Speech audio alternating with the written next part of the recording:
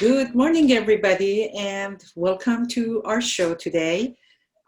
Today, I wanted to have a conversation with you about the importance of having a professional real estate agent represent you in any transaction that you're getting involved in. We all know that we have choices. We can go to any transaction without an agent, the same way that we can go to a court without a good attorney representing us. We can do our own taxes without a good CPA. But we all know that there's a price to pay for that. So I thought, who better than having somebody who's been involved in many, many real estate transactions, and to hear from her side of her opinion on why is it important to have somebody represent her in her transactions. I have worked with Desiree for a very long time. I had the honor and the privilege of being in some of her workshops. Desiree Doubrox is a savvy investor. She is rock star business owners, and she does workshops. She has fabulous ideas, and I can go on and on and on about talking about her. But without further ado, I want Desiree to take the lead in here and share her experiences and let us know, why does she think that she was better off to have been represented? What are the benefits of that, and all this good stuff. So Desiree, welcome to our show. I know you're doing your 2-day workshop, and thank you for taking the time off of that and spend a few minutes with us. Without any further ado, go ahead and take the lead now. Thank you. Thank you so much. Just for a little background, I got my first real estate license in 1989, and then I became a broker, and then I became a investor. And I'm still involved in real estate in the sense that my current company that I have is called Homework, and it's a live work share for women professionals and entrepreneurs. And what we do is we acquire luxury style homes, and we design the bedrooms to be live work suites for women to be live in full time, part time, or drop in. And also it's a great facility for retreats and things of that type. So it's still real estate based, even today. And even when, as a licensed real estate agent and broker, I always use another agent for my transactions. I always wanted that arm's length security. We'll go for a couple different reasons, but even for myself, when you're involved in a transaction, you're emotional. As a people say, like, you're an agent, why would you give that commission away? Well, first of all, you can negotiate the commission so that it works with you, even if you do some of the work behind the scenes. But you're emotional, and you want to be away from that. You want to be arm's length from that transaction. Also, because of the liability, I wanted to not be representing myself, like representing yourself in court. It's more liability. So I believe you should have another agent, even as an agent. So especially then, as a buyer or seller, you need an agent, because if as a broker, I knew what to do, what not to do. So it wasn't for the lack of knowledge, but for the people that are just buying and selling their homes, they would have that lack of knowledge, and it changes so much. Like everything else, it changes constantly.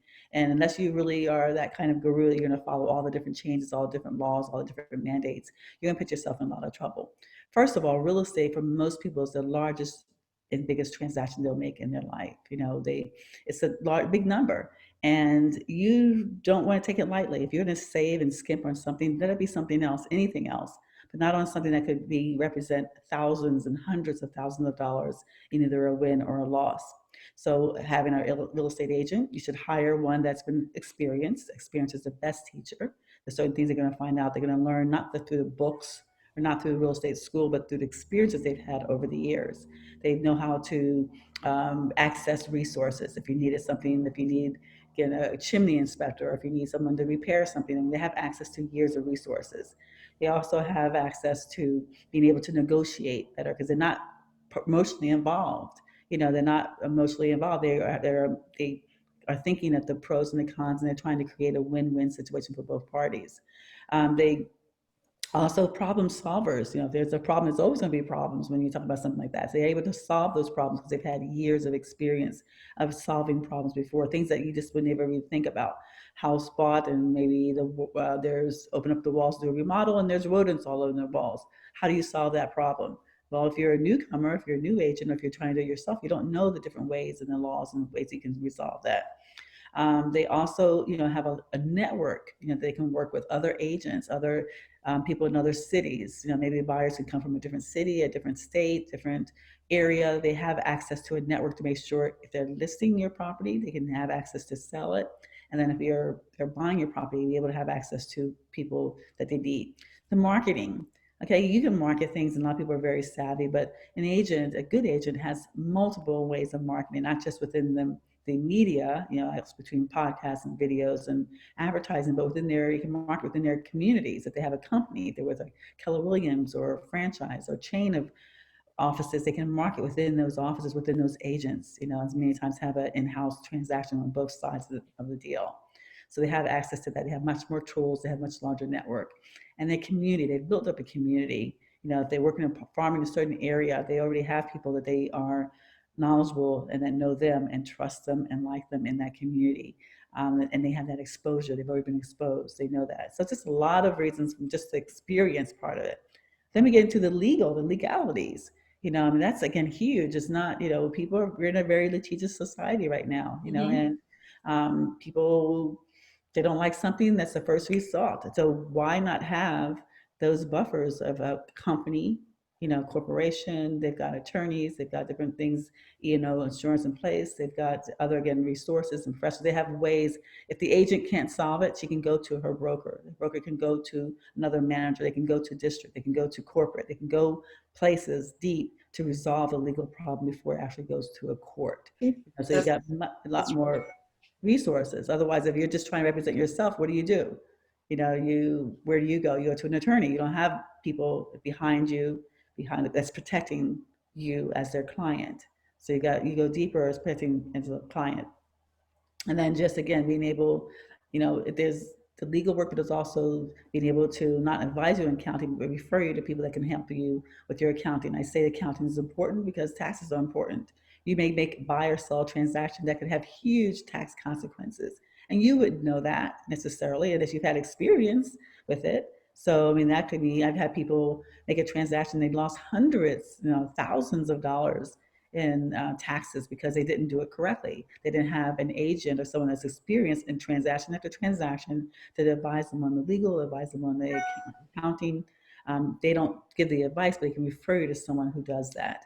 They can refer you to someone that does, again, if you had home modifications, they can be just, there's a lot of things that this experience covers, and it protects yourself. And it's just not Yeah. an area to skimp on. It's just not the amount you pay a percentage. So it's a win-win. If they don't sell your property, or if they don't, then they don't get paid. So they really have that incentive to try to do it, because again, they've done all the open houses, they've done all the work, they've done the marketing, they put money into the property, and if they don't sell, they don't get paid. So you really have nothing to lose in that sense, that they are going to give it their best effort.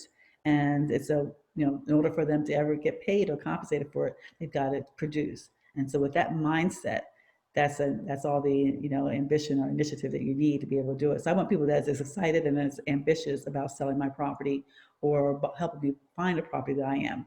And they know they only get paid. If they don't, they're not getting paid by the hour. So the only way they get paid is when the transaction is complete, satisfactory.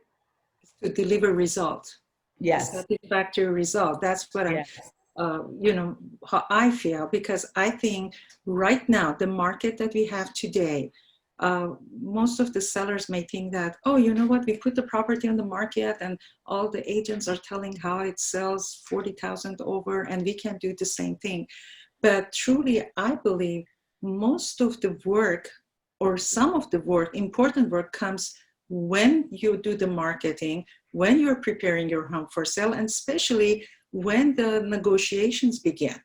How an agent is handling this negotiation, pre-qualifying all the offers which are in, who to choose, what to do so that you don't go into escrow and then get canceled or be dragged on by a buyer who cannot perform. And the same way for the buyer. So I think I agree with you. There is more than just getting your license and getting a listing, putting a sign out there.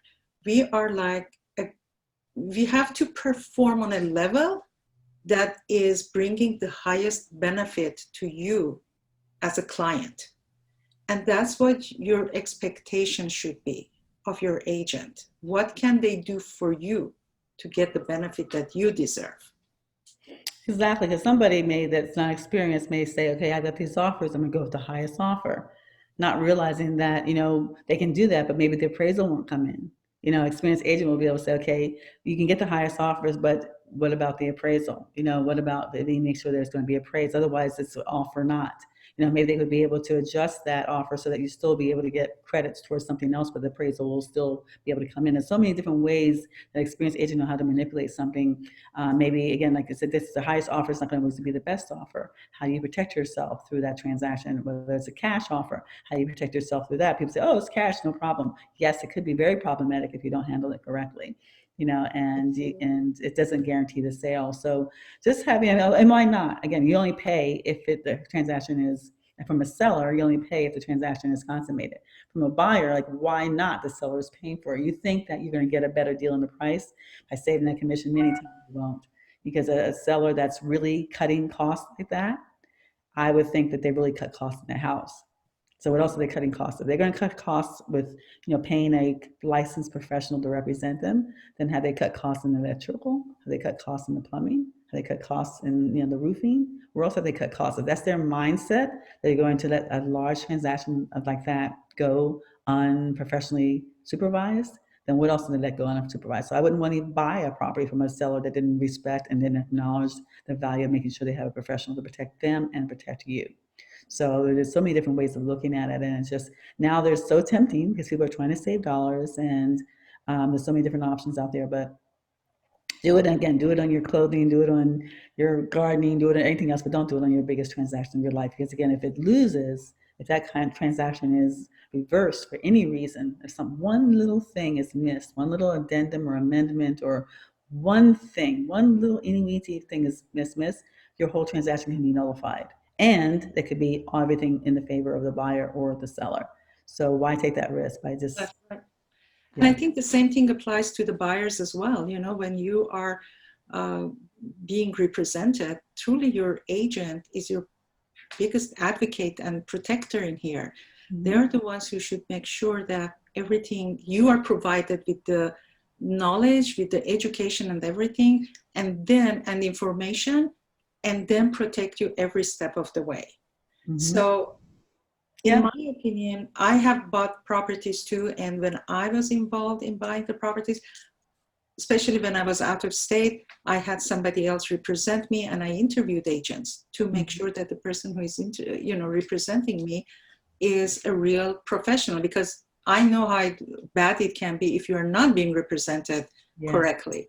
Yes. So all in all, we just want to make sure that you, as our listeners, know and realize the importance of representation in every aspect of your transactions. And Desiree, thank you so much. You're welcome. For your precious time. Luck and good luck in your buying and selling experience. Make it a beautiful experience, not a traumatic experience. Make it wonderful and do the right thing, but hire the right agent. And I think that you are speaking to the best agent out there. So thank you so much. Thank you so much. Well, Desiree's information is down below, so make sure to check her out, to speak to her if you are looking to advance your business, especially like in the social media arena and all these things. She's an expert in that. Check her out, speak to her, because I cannot tell enough about who she is and how great she is. And with that said, thank you so much for your time. I know your time is precious, and hope to see you in our next episodes. And you stay safe, you stay healthy, and you have a great day.